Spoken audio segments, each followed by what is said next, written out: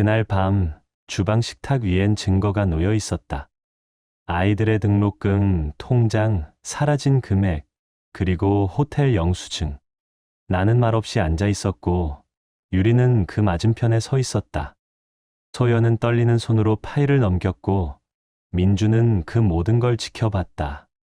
그 순간 우리 가족의 마지막 저녁이 시작되었다. 가족이 무너지는 소리는 폭발이 아니다. 그건 침묵 속에서 하나씩 꺼지는 숨 같은 것이다. 16해 동안 쌓은 신뢰는 단 한 장의 거래 내역으로 무너졌다. 아이들의 미래를 담은 적금은 어느 호텔의 하룻밤과 바꿔치기 되어 있었다. 그녀는 말했다. 나도 좀 살아야지. 그 한마디로 아이들의 세상은 무너졌다. 그리고 그날 밤 나는 결심했다. 이 집에서 진실을 피하지 않겠다고. 감정이 아니라 증거로 싸우기로. 그날 이후 모든 것이 달라졌다. 딸은 숫자로, 아들은 데이터로, 그리고 나는 법으로 진실을 기록했다. 결국 진실은 우리 셋의 손으로 그녀를 무너뜨렸다. 하지만 이건 단순한 복수의 이야기가 아니다. 누가 죄를 지었는가 보다 그 죄가 한 가족의 시간을 어떻게 갈라놓았는가에 대한 기록이다. 결말은 여러분의 예상을 완전히 뒤엎을지도 모릅니다. 여러분의 생각은 어떠셨나요? 댓글로 꼭 남겨주세요. 구독과 좋아요도 잊지 마시고 방탐정의 이중 파일과 함께 더 놀랍고 흥미로운 이야기 속으로 떠나봐요. 서울 구로구 오래된 물류회사 사무동 한켠. 나는 49살 김태호다. 이야기는 처음부터 시작하는 게 좋겠다. 지금 나는 한 택배회사의 지역 운영 매니저로 일하고 있다. 누구나 이름은 알지만 정작 누가 일하는지는 관심 없는 그런 회사다. 내 인생 대부분이 이곳 창고 냄새와 함께 흘러갔다. 처음엔 바닥이었다.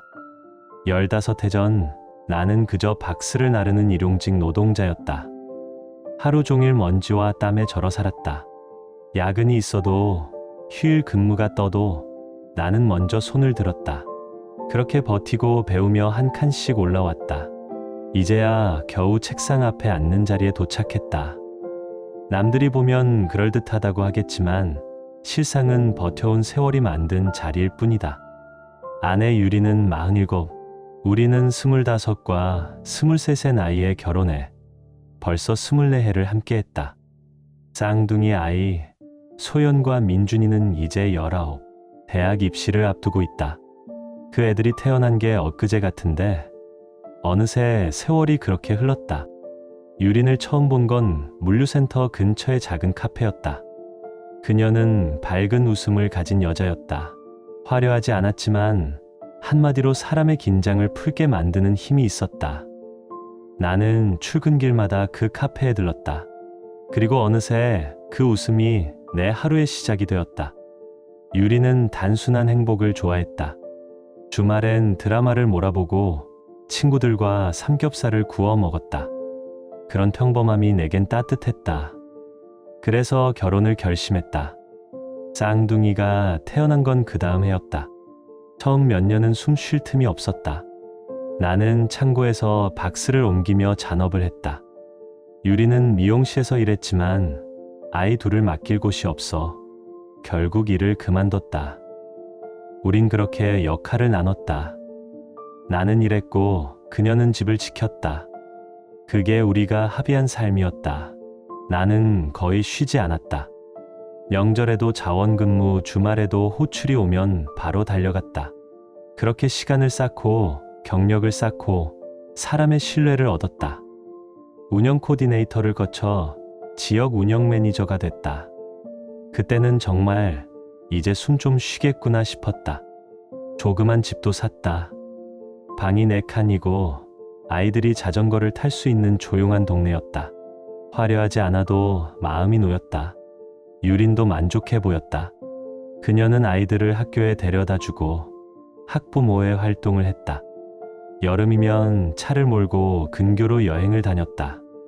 돈이 넉넉하진 않았지만 아이들 등록금 통장은 조금씩 불어갔다. 그게 내 자부심이었다. 그런데 2년 전쯤부터 뭔가가 달라지기 시작했다. 처음엔 별거 아니었다. 유린이 헬스장을 다니기 시작했다. 처음엔 괜찮다고 생각했다. 건강해지는 건 좋은 일이니까. 하지만 점점 이상했다. 운동복이 늘어났고 운동 친구들과의 약속이 잦아졌다. 밤이 깊어도 돌아오지 않았다. 그녀는 달라졌다. 가정은 지루하다고 했다. 가족 식사는 그저 루틴이라 했다. 어느 날은 이렇게 말했다. 민정이는 요즘 제주도 여행 다니며 인생을 즐기잖아. 나는 언제쯤 나답게 살아볼까? 그 말이 아직도 귓가에 남아있다. 나는 언제쯤 나답게 살아볼까? 그날 밤 나는 조심스레 물었다. 무슨 일 있어? 혹시 힘든 거야? 유리는 차분하게 내 눈을 피하며 말했다. 아무 일도 없어. 그냥 이렇게 사는 게 너무 지루해. 우리 너무 평범하잖아. 그 말에 나는 잠시 멈칫했지만 곧 웃어넘겼다. 결혼 20년이면 누구나 한 번쯤 겪는 권태라 생각했다. 괜찮아지겠지. 잠깐의 흔들림일 뿐이야. 나는 스스로를 그렇게 달랬다. 그때 나는 정말로 바보였다. 그녀를 붙잡기 위해 노력했다. 주말마다 외식하자고, 근교라도 드라이브하자고 제안했다. 하지만 그녀는 언제나 이유가 있었다. 헬스장 수업, 친구들과의 약속, 몸이 안 좋다는 핑계. 그렇게 거절이 쌓이며 우리는 조금씩 멀어졌다. 같은 집에 살지만 다른 세상에 사는 사람들처럼. 쌍둥이들도 눈치챘다. 소연이는 어느 날 내게 물었다. 아빠, 엄마는 왜 요즘 경기 안 와? 나는 대답 대신 억지 웃음을 지었다. 옆에 있던 민주는 아무 말도 하지 않았다. 아이는 말보다 먼저 느낀다. 그들의 눈빛 속엔 이미 불안이 피어나고 있었다. 그럼에도 나는 끝까지 스스로를 속였다. 괜찮을 거야. 다 지나가겠지. 하지만 그건 착각이었다. 모든 게 무너진 건 너무도 평범한 화요일 밤이었다. 그날 나는 지하 작업실에서 회사 보고서를 정리하고 있었다. 컴퓨터 모니터 불빛 아래에서 커피를 식히고 있을 때 민준이 계단을 내려왔다. 얼굴이 새하얗다. 손에는 휴대폰이 들려 있었다. 그 아이는 한참을 망설이다가 조용히 말했다. 아빠, 이거 봐야 할 것 같아요. 휴대폰 화면에는 낯선 앱이 떠 있었다. 처음엔 장난인 줄 알았다. 하지만 스크롤을 내리는 순간 숨이 막혔다. 그 안에는 유린이 있었다. 내 아내이자 우리 아이들의 엄마. 운동복을 입고 포즈를 취한 사진들. 새로운 인생을 찾고 있다는 소개 문장. 그리고 자유인 유린이라는 이름. 손끝이 떨렸다. 피가 머리끝까지 몰려왔다. 온몸이 뜨거운데도 이상하게 차가웠다. 그녀가 피곤하다며 소연이 경기장에 오지 않았던 날. 두통이 있다며 누워있던 그 시간에 이런 사진을 찍고 있었을까. 생각이 거기까지 미치자 숨이 막혔다. 16해의 결혼, 2아이, 그 모든 시간이 단 한 화면에 짓밟혀 있었다. 나는 민준의 손에서 조용히 휴대폰을 받았다. 하지만 손의 힘이 풀려 떨어뜨릴 뻔했다. 곧바로 차고로 내려가 벽에 등을 기대 앉았다. 찬 공기가 얼굴을 때렸지만 열은 식지 않았다. 머릿속엔 단 하나의 질문만 맴돌았다. 왜? 민준이 조심스럽게 말했다. 아빠 죄송해요. 이걸 어떻게 말해야 할지 몰랐어요. 아들이 엄마 대신 사과하고 있었다. 친구가 그 앱에서 유린을 보고 놀라 민준에게 알려줬다고 했다. 며칠 동안 혼자 끙끙 앓다가 오늘 용기를 낸 거였다. 그 말을 듣는 순간 나는 아무 말도 할 수 없었다. 그저 고개를 숙였다. 분노와 수치, 그리고 참담함이 뒤섞였다. 그 밤 나는 아버지로서, 남편으로서 완전히 무너졌다. 며칠 뒤 또 다른 일이 터졌다. 그날은 세금 서류를 정리하던 밤이었다. 소연이가 내 옆에서 계산기를 두드리고 있었다. 그 아이는 숫자에 강했다. 나중에 회계사가 되고 싶다고 했다. 그런데 갑자기 손이 멈췄다. 아빠, 이거 이상해요. 소연이가 노트북 화면을 내게 돌렸다. 아이들 이름으로 된 등록금, 적금 통장이었다. 쌍둥이가 태어나던 해부터 매달 넣어오던 돈. 큰 금액은 아니었지만 19회 동안 모여서 각각 약 4,500만 원이 쌓여 있었다. 시립대 등록금 정도는 충분히 감당할 수 있는 그야말로 우리 가족의 미래였다. 그런데 1년 전부터 입출금 내역이 이상했다. 모르는 계좌로의 이체, 잦은 ATM 출금, 총액을 계산하니 거의 3천만 원씩 사라져 있었다. 순간 숨이 막혔다. 손끝이 차가워지고 머릿속이 하얘졌다. 그날 밤 나는 유린에게 조용히 물었다. 등록금 통장에서 왜 돈을 뺐어? 그녀는 눈도 피하지 않았다. 오히려 차분하게 말했다. 나도 좀 살아야지. 나 이 가족 위에 내 청춘 다 버렸잖아. 그 말은 칼처럼 꽂혔다. 숨을 고르며 겨우 물었다. 그 돈으로 뭐 한 거야? 그녀는 아무렇지 않게 대답했다. 옷도 사고 스파도 다니고 친구들이랑 여행도 갔어. 인생 코칭 프로그램도 들었지. 그녀는 커피잔을 들어 한 모금 마셨다. 표정은 담담했다. 마치 그게 전혀 잘못이 아니라는 듯 했다. 애들은 대출 받으면 되잖아. 요즘 다 그렇게 해. 그녀는 가볍게 말했다. 그 순간 공기가 멎었다. 소연은 울음을 터뜨렸고 민주는 아무 말 없이 방으로 들어가 문을 잠갔다. 나는 그 자리에 얼어붙은 채 아무 말도 하지 못했다. 유리는 여전히 무표정했다. 죄책감도 부끄러움도 없었다. 그 얼굴에는 오직 지루함만이 남아 있었다. 그날 밤 유리는 평소처럼 침실로 들어가 불을 끄고 누웠다. 아무 일도 없었다는 듯이. 하지만 얼마 지나지 않아 소연이 내 방문을 두드렸다. 손에는 휴대폰이 들려 있었다. 아빠, 이건 그냥 돈 문제가 아닌 것 같아요. 화면에는 한 남자의 얼굴이 떠 있었다.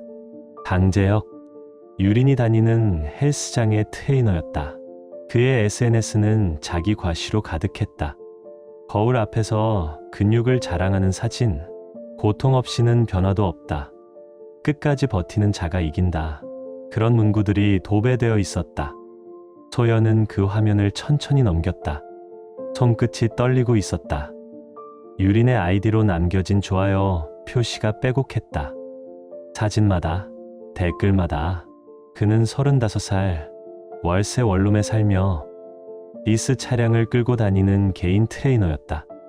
스스로를 체형 교정 감량 코치라 부르며 중년 여성들을 상대로 변화 상담을 판다고 했다. 그 순간 모든 퍼즐이 맞춰졌다. 등록금 통장에서 빠져나간 돈의 행방, 밤마다 늦게 들어오던 이유, 지루하다는 그녀의 말들까지 모두 그 남자에게로 이어져 있었다.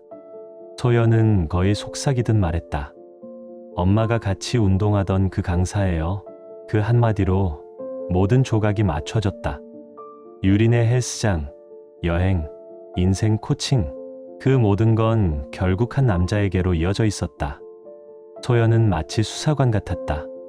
그 아이는 손끝 하나로 진실을 파헤쳤다. SNS, 메신저, 사진 백업, 위치 기록까지.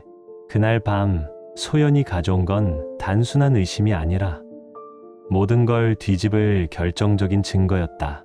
사진 속에는 유린과 강재혁이 있었다. 1년 전부터 이어진 흔적들. 레스토랑, 바, 바닷가, 그리고 여행지. 유린이 늘 친구들이랑 간다고 말하던 바로 그곳들이었다. 나는 그 장소 이름들을 기억하고 있었다. 내 신용카드 명세서에서 본 적이 있었기 때문이다. 우리 형편으론 감히 갈 수 없는, 가격표만 봐도 숨 막히는 곳들이었다. 그때야 비로소 알았다. 아이들의 등록금이 어디로 흘러갔는지. 강재혁은 유린이 결혼한 걸 알고 있었다. 아이들까지 있다는 것도 알고 있었다. 그럼에도 불구하고 두 사람은 숨기려 하지 않았다. 사진 밑에는 이런 댓글이 달려 있었다. 최고의 트레이너예요. 그 밑에 남자의 답글. 가장 소중한 고객님을 위해서라면 뭐든지. 그 문장을 보는 순간 진심으로 속이 뒤집혔다. 그들은 거의 1년 가까이 그런 관계를 이어왔다. 나는 매일같이 야근을 하며 가족의 생활을 버텼고 그녀는 아이들의 미래를 팔아 호텔비와 고급 식사값을 냈다. 생각할수록 숨이 막혔다. 소연은 거기서 멈추지 않았다. 메신저 복구를 통해 두 사람의 대화 일부를 찾아냈다. 당신은 에너지가 남다른 사람이에요. 당신 같은 여자는 설렘을 느껴야 해요. 그건 남자의 메시지였다. 그리고 그 밑에 유린의 답장. 당신은 나를 이해해요. 남편은 몰라요. 한 줄이 똑같았다. 그 남자의 말들은 달콤했지만 속은 썩은 독이었다. 그는 그런 말로 여러 여자를 현혹했다. 지루한 일상 속에서 길을 잃은 중년 여성들에게 당신은 더 빛날 수 있다고 속삭였다. 그녀는 그 말에 빠졌다. 거울 앞에서 셀카를 찍던 남자가 자신의 운명이라고 믿었다. 그 사람은 나를 이해해. 당신은 나를 몰라? 그녀는 언젠가 그렇게 말했다. 그 말이 내 귓속을 찢었다. 그 순간 오래전 기억이 밀려왔다. 쌍둥이를 가졌을 때 입덧으로 힘들어하던 그녀 옆에서 토사물을 받아내며 등을 쓸어주던 밤들. 기저귀 값을 아끼려고 야간 근무를 자청하던 시절. 헌차를 3년 더 끌며 그녀를 위해 SUV를 사줬던 날. 그때 그녀는 내 손을 잡고 말했다. 우리 이제 조금 숨 쉴 수 있겠다. 그 모든 시간이 어디로 갔을까? 그녀는 그 모든 걸 한순간에 버렸다. 우리의 삶을, 아이들의 미래를, 그리고 나를. 아이들은 완전히 무너졌다. 소연은 한동안 말없이 울었다. 그 아이가 가장 존경하던 사람이 바로 엄마였다는 사실이 소연의 가슴을 갈랐다. 민주는 더 말이 없었고 방에 들어가 문을 잠근 뒤 하루 종일 컴퓨터만 들여다보았다. 그때는 단순한 충격이라고 생각했다. 하지만 시간이 지나 뒤돌아보면 민주는 이미 그 순간부터 자기만의 방식으로 싸우고 있었다. 조용히, 그러나 단단하게. 그날 밤 나는 잠을 이룰 수 없었다. 소연의 경기장에 오지 못했다던 날들, 민준의 발표회에 없었다던 핑계들이 머릿속을 맴돌았다. 몸이 안 좋다. 친구랑 약속이 있다. 그 모든 말들이 이제는 선명한 거짓말로 보였다. 그 시간들, 그녀는 그 남자와 함께였다는 사실이 내 가슴을 찢었다. 눈물보다 더 깊은 절망이 밀려왔고 그 절망 속에서 복수라는 이름의 결심이 자랐다. 며칠 동안 나는 그 사실을 품고 다녔다. 분노의 충동이 일었지만 동시에 이성도 살려야 했다. 헬스장으로 갔다가 누군가를 때려주고 싶은 마음이 치밀었지만 폭력으로 체포된다면 우리의 삶은 끝장날 것이었다. 쌍둥이는 곧 대학 입학을 앞두고 있었다. 나는 더 똑똑하게 움직여야 했다. 그래서 박동석 변호사에게 전화를 걸었다. 동석은 화려한 기업 변호사는 아니었지만 보통 사람들의 가정 문제를 오래 다뤄온 사람이었다. 모든 걸 털어놓자 그의 첫 마디는 단호했다. 멍청한 짓 하지 마. 제대로 하자.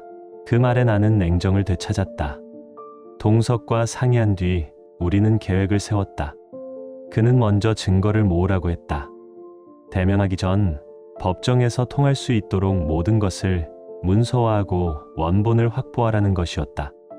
나는 일주일 동안 그 지시대로 움직였다. 은행 원본 거래 내역을 인쇄했고 소연과 민준이 모아둔 캡처와 백업 파일을 정리했고 사진과 위치 기록을 정리해 체계적으로 보관했다. 가능한 모든 증거를 한데 모았다. 아이들이 학교에 간 날 나는 하루 휴가를 냈다. 주방 식탁 위에 증거를 펼쳐놓고 앉아 있었다. 유리는 운동복 차림으로 아래층을 내려오다가 그 앞을 지나치려 했다. 앉아, 얘기하자. 내가 말했다. 그녀는 귀찮은 듯 세션 늦겠어라고 했고 나는 일부러 한 사람의 이름을 불렀다. 강재혁. 그 이름이 입에서 나오자 그녀의 얼굴이 순간 굳었다. 나는 차분하게 하나씩 증거를 꺼냈다.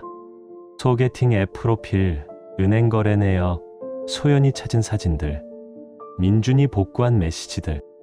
증거를 놓을 때마다 그녀는 점점 더 방어적으로 변했고, 그러다 웃음을 터뜨렸다. 웃음이었다. 드디어 알아차렸구나. 너 정말 느리다, 태호. 그 말은 칼이었다. 나는 얼어붙었다. 유리는 침착하게 자신의 변명을 늘어놓았다. 삶이 지루했고 강재혁은 자신을 이해해 주었다는 말. 나는 단호히 말했다. 내가 땀 흘려 번 돈으로 이 집을 유지했고 그 돈으로 아이들을 키웠다. 그게 내가 한 일이다. 그녀는 눈을 굴리며 말했다. 애들은 대출로도 다닌다. 그 말에 나는 참을 수 없었다. 그러나 나는 격정으로 대응하지 않았다. 동석의 조언대로 우리는 절차로 답하기로 했다. 법적 조치, 증거 보전 신청, 임시조치 요청 등 가능한 모든 법적 수단을 준비했다. 유린이 떠난 뒤 나는 법적 절차를 밟기 시작했다. 나는 조용히 그러나 냉정하게 말했다. 우리 아이들이 대출로 고생하길 원했나? 그 돈은 내 선택으로 사라졌어. 내가 나를 찾겠다며 쓴 돈이 결국 우리 아이들의 미래였어. 그녀는 잠시 입을 다물더니 곧 당당하게 가방을 챙기며 말했다. 이혼할 거야. 강재혁과 함께 살 거야. 나는 더 이상 막지 않았다. 대신 전화기를 꺼내 동석에게 연락했다. 유린이 집을 나간 직후 나는 동석에게 모든 상황을 보고했다. 그리고 바로 이혼 소장을 준비하라고 했다. 그와 동시에 은행에도 연락을 취했다. 거래 내역 증거 보전 신청, 계좌 임시 동결 가능 여부를 확인했고 아이들 명의의 교육 적금이 다시는 손대지 못하게 법적으로 묶어두기 위한 절차를 시작했다. 그 후 나는 첫 번째 전화를 걸었다. 상대는 다른 헬스장을 운영하는 친구 박준호였다. 그는 예전에 강재혁과 함께 일한 적이 있었다. 준호는 낮은 목소리로 말했다. 그 인간 두 군데나 잘렸어. 회원들이랑 엮여서 문제됐거든. 그는 여전히 업계에 아는 사람이 많았다. 나는 그의 조언에 따라 익명으로 메일을 보냈다. 내용은 간단했다. 해당 트레이너가 헬스장 시설을 무단으로 사용하여 개인 세션을 진행하며 현금 거래를 하고 있다. 며칠 뒤 강재혁의 수입이 눈에 띄게 줄었다. 회원이 끊기고 수업이 줄어들었다. 민준도 가만히 있지 않았다. 겉으론 말이 없었지만 그 아이는 이미 움직이고 있었다. 휴대전화와 컴퓨터를 이용해 더 많은 정보를 찾았다. 놀랍게도 강재혁은 우리 가족만이 아니라 3명의 기혼 여성과 같은 방식으로 관계를 이어가고 있었다. 그들 모두 자신이 특별한 존재라 믿었고 그 남자의 사업 계획을 돕는다며 돈을 보냈다. 민주는 가짜 이메일 계정을 만들었다. 각 여성의 남편들에게 증거를 보냈다. 대화 캡처, 날짜, 입금 내역 모든 것을 정리해서 나중에야 위험한 행동이었다고 타일렀지만 한편으로는 자랑스러웠다. 그 아이는 나보다 냉정했다. 결과는 빠르고 잔혹했다. 그중 한 남편은 강재혁이 거래하던 보충제 도매점의 대표였다. 바로 계약이 끊겼다. 또 다른 남편은 강재혁이 VIP 고객을 유치하려던 컨트리 클럽 회원이었다. 단 한 통의 전화로 그의 출입이 금지되었다. 그 사이 유리는 여전히 꿈속에 살고 있었다. 그녀는 강재혁과 함께 새 삶을 시작할 거라 믿었다. 이제 진짜 나답게 살 거야. 그녀는 주변 사람들에게 그렇게 말했다. 두 사람은 함께 개인 트레이닝 스튜디오를 차릴 거라며 공동 파트너 운운했다. 그러나 그 환상은 오래가지 않았다. 어느 밤 예고 없이 강재혁의 집에 찾아간 유리는 그가 다른 여성 회원과 함께 있는 장면을 목격했다. 그녀에게만 열쇠를 줬다고 했지만 그 열쇠는 여러 명이 가지고 있었다. 그날의 난동은 아파트 단지를 뒤흔들었다. 유린의 울부짖음, 여자의 욕설, 그리고 경찰 사이렌. 이웃 중 한 명이 영상을 찍어 지역 커뮤니티에 올렸다. 영상 속 유리는 절규했다. 그 여자를 떠난다고 했잖아. 내 돈 돌려줘. 그 영상은 순식간에 퍼졌다. 강재혁의 이름은 업계의 블랙리스트에 올랐다. 게다가 그 남자에겐 따로 여자친구가 있었다. 그녀는 은행 대출 심사 담당자였다.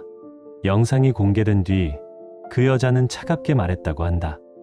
심사, 재검토로 돌리겠습니다. 강재혁의 사업은 그날로 끝났다. 그 사이 아이들은 믿을 수 없을 만큼 침착했다. 소연은 엄마가 빼간 금액과 그에 따른 예상이자 손실까지 계산의 표로 정리했다. 그 표에는 날짜, 금액, 출금 계좌, 그리고 사용 내역까지 명확히 적혀 있었다. 민주는 내 모든 계좌에 실시간 알림을 설정했다. 유린이 다시 접근하려 하면 즉시 알 수 있도록. 그리고 둘 다 친구들에게 사실을 알렸다. 고등학교의 소문은 빠르다. 일주일 만에 학교 전체가 알게 되었다. 엄마가 아이들의 등록금으로 불륜을 즐겼다는 이야기였다. 유리는 수습하려 했다. 페이스북에 장문의 글을 올려 자신이 얼마나 불행했는지, 그저 행복을 찾으려 했다고 말했다. 하지만 아무도 반응하지 않았다. 댓글 하나조차 달리지 않았다. 그녀의 친구들도 하나둘 연락을 끊었다. 세상은 잔인하지만 단 하나의 도덕선만큼은 남아 있었다. 자식의 돈을 훔친 어머니. 그 낙인은 그 어떤 변명으로도 지워지지 않았다. 민주는 마지막 일격을 준비했다. 유린이 돈을 썼던 인생 코칭 프로그램 사이트를 찾아내 그 회사에 메일을 보냈다. 기사의 교육생이 이 프로그램을 이용해 자녀의 학자금을 빼돌렸습니다. 며칠 뒤 그 회사에서 연락이 왔다. 놀랍게도 환불금 일부가 나에게 입금되었다. 이유는 간단했다. 교육 목적 외 사용으로 인한 계약 위반. 한 달이 지나자 유린의 삶은 완전히 무너졌다. 강재혁은 그녀의 번호를 차단했고 헬스장 동료들도 연락을 끊었다. 심지어 처음에는 그녀 편을 들던 여동생마저 진실을 알고 돌아섰다. 그리고 드디어 법정 날이 왔다. 동석은 완벽했다. 3권의 증거 바인더에 은행 기록, 캡처, 진술, 증언을 전부 정리했다. 소연이의 손끝 덕분에 단 하나의 틈도 없었다. 법정 안의 공기는 무겁고 냉랭했다. 유리는 헬스복 차림으로 나타났다. 스피닝 수업이라도 가는 듯한 옷차림이었다. 그녀는 광고판에 얼굴이 실린 싸구려 변호사를 데리고 와 가정에 헌신한 여성이 생활 수준을 유지할 권리가 있다고 주장했다. 나는 그 자리에 앉아 조용히 그녀를 바라보았다. 분노도 연민도 없었다. 그저 낯선 사람을 보고 있는 기분이었다. 드디어 내 차례가 왔다. 동석은 천천히 자리에서 일어나 서류 가방을 열고 차분히 증거를 제출했다. 첫 번째는 대학 적금 통장 거래 내역이었다. 출금 날짜, 시간, 금액이 정리된 표가 판사 앞에 놓였다. 그 다음엔 호텔 영수증, 레스토랑 결제 내역, 그리고 유린의 계좌 이체 기록, 소연이 직접 찾아낸 자료들이었다. 페이지가 넘어갈 때마다 판사의 얼굴은 점점 굳어졌다. 그리고 가장 통쾌한 순간이 왔다. 유린의 변호사가 그 사실을 전혀 모르고 있었다. 내가 제출한 증거를 보고 놀란 듯 유린에게 속삭였지만 그녀는 무심하게 어깨를 쓱했다. 그 순간 판사가 입을 열었다. 단호하고 차가운 목소리였다. 유린 씨, 자녀의 교육비로 모은 돈을 개인적인 용도로 사용한 게 사실입니까? 유린은 시선을 피하며 말했다. 전 제 인생을 다시 세우려고 했어요. 애들은 대출로도 다닐 수 있잖아요. 판사는 그녀의 말을 자르며 물었다. 그럼 사용했다는 말이군요. 그 한마디로 모든 것이 끝났다. 그날 판사의 망치가 울릴 때 법정 안의 공기는 완전히 멈췄다. 누군가는 숨을 삼켰고 나는 그제야 처음으로 숨을 고를 수 있었다. 그때부터 재판의 흐름은 완전히 바뀌었다. 판사는 이를 부모로서의 중대한 의무 위반이라고 명시했다. 나중에야 그 법률 용어의 뜻을 찾아봤다. 쉽게 말해 자녀를 배신한 죄라는 뜻이었다. 판결은 명확했다. 유리는 아이들의 등록금, 적금에서 사용한 금액 전액을 이자 포함해 상환해야 했다. 이혼 재산 분할금이 생기면 우선 그 돈부터 갚아야 했다. 그리고 그녀가 요구한 금액은 예상보다 훨씬 적게 책정되었다. 판사는 경제적 불륜을 보상할 수는 없다고 말했다. 집 문제에서도 결과는 같았다. 유리는 집의 절반 지분을 요구했지만 판사는 단호했다. 자녀의 안정이 우선입니다. 주택담보를 유지할 능력이 있는 사람이 거주해야 합니다. 나는 그 집을 지킬 수 있었다. 대신 유린이 받을 지분 상당액은 바로 등록금 상환으로 넘어갔다.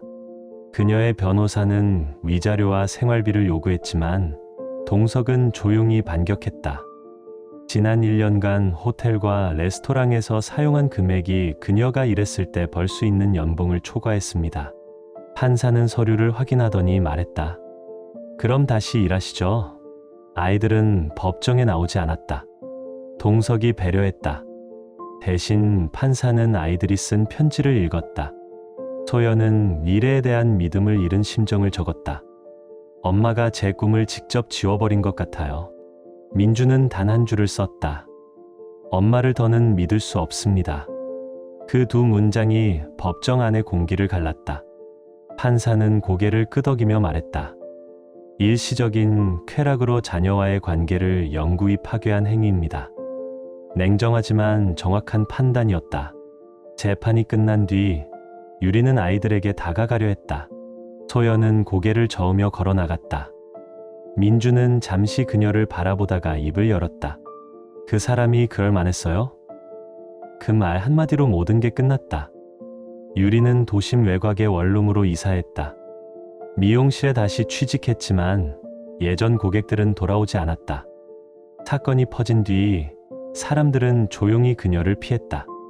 SNS에는 용서와 행복을 찾겠다는 글을 올렸지만 아무도 반응하지 않았다. 그 후 몇 년이 흘렀다. 아이들은 고등학교를 졸업했다. 졸업식 날 유린이 새 옷을 입고 나타났다. 모든 게 끝난 듯한 미소였다. 그러나 소연은 주차장에서 그녀를 마주치자 단호히 말했다. 오늘은 엄마가 들어올 자리가 아니에요. 민주는 아무 말 없이 돌아섰다. 나는 멀리서 그 모습을 보고 고개를 떨궜다. 등록금, 적금은 아직 완전히 복구되진 않았지만 절반은 회복됐다. 유린의 임금 압류와 이혼 합의금, 그리고 내가 다시 야근을 시작하면서 채워넣고 있다. 소연은 장학금을 받아 시립대학교에 진학했고 민주는 컴퓨터공학과에 합격했다. 두 아이 모두 학비를 벌기 위해 근로 장학을 하고 있다. 집은 조용해졌지만 안정됐다. 소연은 가사 일정을 엑셀로 정리해 집안의 중심을 잡고 있고 민주는 컴퓨터를 고치고 전등을 갈며 집을 지탱하고 있다. 그들의 성숙함이 내 삶을 붙들어줬다. 시간이 흘러 내 삶에도 조금의 여유가 생겼다. 새로운 사람을 만났다. 친구의 소개로 알게 된 초등학교 교사였다. 그녀는 아이가 하나 있었다. 복잡한 가족사에도 익숙했고 무엇보다 진심이 느껴졌다. 우리는 천천히 만나고 있다. 아이들도 그녀를 좋아했다. 소연은 웃으며 말했다. 이번엔 나이도 많네요. 그 말에 웃었지만 마음속 어딘가가 따뜻해졌다. 이혼 후에 유리는 완전히 다른 인생을 살고 있었다. 얼마 전 그 좁은 원룸에서도 쫓겨났다고 들었다. 월세 대신 명품 옷을 사는 게 얼마나 어리석은 일인지 이제야 깨달았겠지. 지금은 여동생 집에 얹혀 산다. 하지만 그곳에서도 사이가 좋지 않다고 했다. 여동생의 신용카드를 몰래 썼다가 들켰다고. 어떤 사람들은 끝까지 배우지 못한다. 나는 달라졌다. 회사에서도 승진했다. 지역 운영팀장으로 올라섰다. 이상하게도 집안의 불안이 사라지니 일도 풀렸다. 아내가 돈을 훔치고 헬스 트레이너와 몰래 만나던 시절엔 하루하루가 지옥 같았다. 이제는 매일 아침 출근길이 편하다. 아이들도 눈부시게 자랐다. 소연은 고급 과정을 들으며 장학금을 받고 있고, 민주는 컴퓨터를 스스로 배우며 학교 프로젝트를 돕고 있다. 둘 다 내 근성을 닮았지만 나보다 훨씬 똑똑하다. 지난주 차고를 정리하다가 우연히 유린의 오래된 비전보드를 발견했다. 잡지에서 오려 붙인 사진들이었다. 럭셔리 여행, 외제차, 다이아몬드 반지. 그게 그녀의 꿈이었다. 현실 속 그녀는 미용실에서 2배로 일하며 등록금 빚을 갚고 있다. 그걸 본 세라가 조용히 말했다. 진짜 중요한 게 뭔지 모르는 사람도 있네요. 그 말에 웃었지만 마음 한구석이 따뜻해졌다. 그때 알았다. 아마 이 사람은 오래 함께해도 괜찮겠다고. 돌이켜보면 이번 일을 통해 많은 걸 배웠다. 인생에는 정답이 없다는 것. 성실하게 살고 가족을 위해 일하고 욕심부리지 않아도 배신당할 수 있다는 것. 나는 술도 도박도 여자 문제도 없었다. 그럼에도 무너졌다. 어떤 사람들은 평범한 삶을 견디지 못한다. 늘 자극적인 걸 줬고 결국 자신이 가진 모든 걸 불태운다. 본 문제에서도 배웠다. 자식의 미래를 지키려면 감정보다 법이 먼저라는 것. 동석이 말하길 부정한 배우자가 가정의 자금을 빼돌리는 일은 생각보다 흔하다고 했다. 설마 내 일이 될 줄은 몰랐지만 결국 배우게 됐다. 신뢰는 문서로 남겨야 한다는 것을. 나중에 들으니 유리는 한때 SNS에서 자기 개발과 진정한 행복을 말하는 인플루언서들을 따라다녔다고 했다. 허황된 영상 속 사람들은 매일 여행을 다니며 웃고 있었다. 하지만 현실은 다르다. 진짜 인생은 매일 도시락을 싸고 전기요금을 제때 내는 일이다. 평범하지만 그게 삶이다. 요즘은 금요일마다 아이들과 보드게임을 한다. 세라도 함께 온다. 이상하게도 그녀는 모노폴리에서 유난히 강하다. 화려하진 않지만 그 시간만큼은 진짜 행복하다. 사진으로 자랑할 만한 장면은 아니지만 내 인생에서 가장 소중한 순간이다. 유리는 여전히 변하지 않았다. 새로운 시작이라는 문구와 함께 SNS에 글을 올리고 고급스러운 만남을 위한 앱에 가입했다고 들었다. 그 남자 강재혁은 결국 부산으로 내려갔다. 바닷가에서 부트캠프를 연다며 같은 운동복을 입고 사진을 올린다고 했다. 아마 여전히 외로운 사람들을 상대로 같은 거짓말을 팔고 있겠지. 하지만 이제는 내 일이 아니다. 소연은 대학 기숙사 방을 색깔별로 꾸밀 계획표를 만들었고, 민주는 새로운 프로그래밍 언어를 공부하고 있다. 아이들은 괜찮을 것이다. 아니, 이미 괜찮다. 나는 가끔 유린을 떠올린다. 미움도 연민도 아닌 지나간 이야기로서. 그녀의 선택이 나를 무너뜨렸지만 동시에 나를 다시 일으켜 세웠다. 이제 알겠다. 복수란 결국 상대를 파괴하는 게 아니라 스스로의 삶을 되찾는 일이라는 걸. 그래서 지금 나는 평온하다. 지금 당신의 마음은 어떤가요? 이야기를 읽으며 떠오른 감정이나 생각이 있다면 댓글로 나눠주세요. 당신의 진심 어린 한마디가 누군가에겐 큰 위로가 될 수 있습니다. 이 짧은 이야기 속에 작은 온기나 있고 진한 감정 하나라도 담겨 있었다면 그것만으로 이 이야기는 충분히 의미 있는 시간이었을 거예요. 좋아요와 구독 그리고 공유는 이런 따뜻한 이야기가 더 많은 사람의 하루에 조용히 스며들 수 있는 힘이 됩니다. 함께 해주셔서 고맙습니다. 당신의 하루에도 조용한 평안과 따뜻한 사람이 함께하길 진심으로 바랍니다.